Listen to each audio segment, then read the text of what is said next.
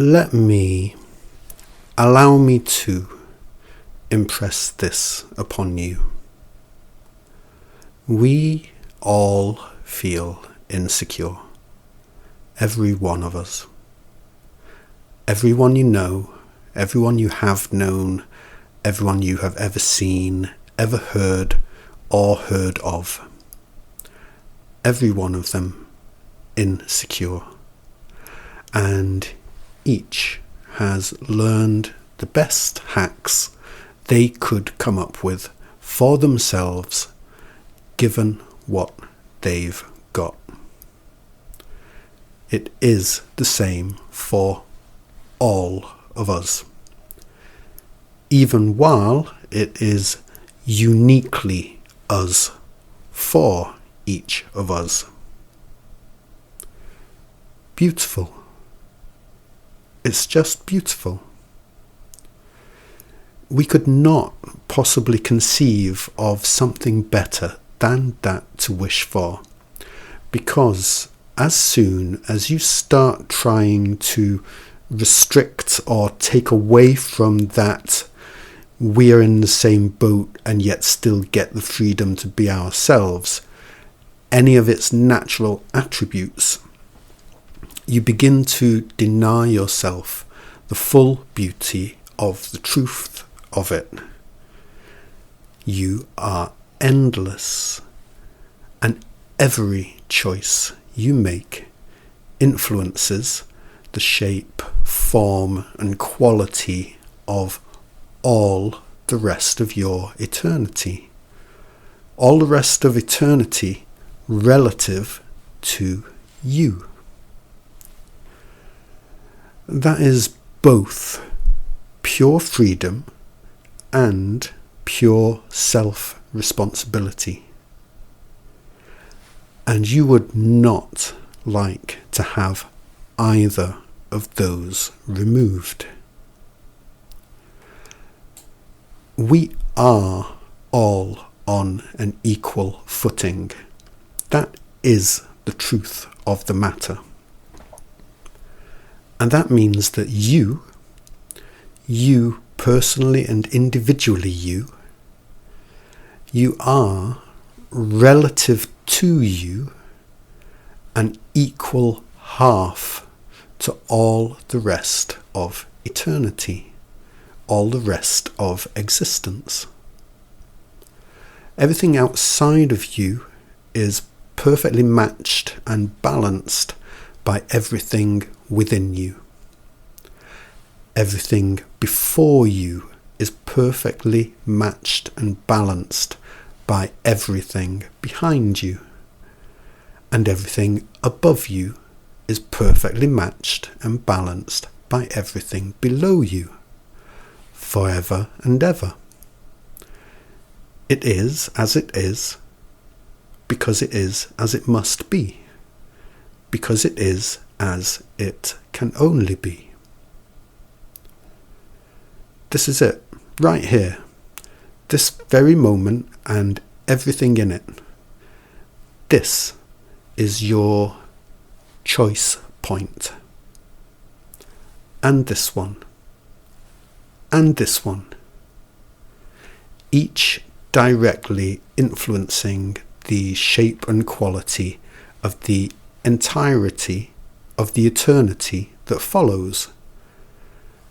And so it is, and will be for the rest of your eternity. There's no escaping it for any of us.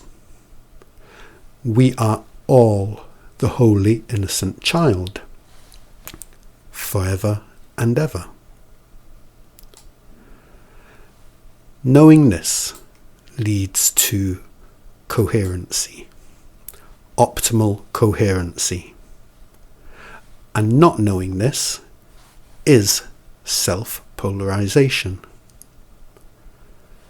Coherency is simply knowing that this right now, this is us together in this moment, in our eternity.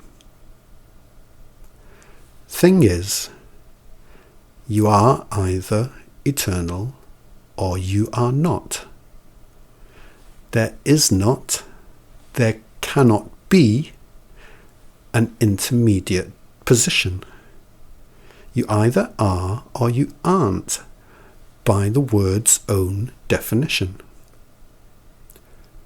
And you quite simply are eternal, for the simple fact that you don't get to not be eternal. Knowing that each choice you make, each way in which you choose to treat yourself, directly influences all the rest of your eternity, gives you both immense power and immense self-responsibility. You need to care about and tend to you and your eternity. It's really all you've got. And it's really so precious and beautiful. And it's not going to go away. It could not ever bear to be parted from you, nor you from it. Do you know what your mind is for, really? Your mind is there to facilitate you moving in your heart's direction from moment to moment. That is what your mind is for, the function it exists to be, to facilitate you moving in your heart's direction forever and ever. It's your heart. You are the one that must tend to it, because you are the only one that is with you constantly and perpetually, forever. Everybody else is with you forever also, but not constantly and perpetually as you are with yourself. The function of the field is to tend to the heart of the child. And your heart is your child. How well you tend to your child, your heart, directly influences how well you shape the whole of the rest of your eternal existence. And this is on a moment-to-moment basis, right now and forever. Tending to the heart of the child, tending to your heart, and getting better and better at it is your natural function, the desire you perpetually wish to be fulfilled. And know this: your heart never doesn't function, and your mind never does not function. You are always knowing what is happening to you, and you are always knowing how you are feeling about it. There's never a time this is not true. There are 0 occasions of less than 0. The heart and mind serve each other, while the soul simply insists on the heart and mind insists on you. This can never not be true, so it cannot ever be avoided.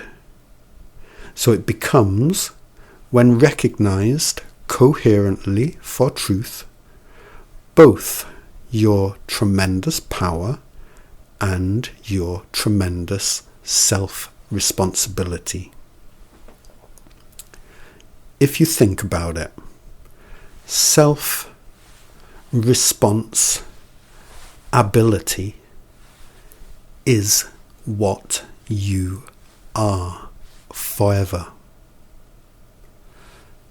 Our true artistic challenge in eternity is not becoming eternal. It is being eternal. That is the problem that the heart perpetually wishes to be tended to in perpetuity. Goodness me, I'm still here. This isn't going to end, is it? So what do I want next? It's beautiful. It's terrifying. It is beautiful and it is terrifying. No wonder then at all that we are all so secretly insecure and so secretly hopeful.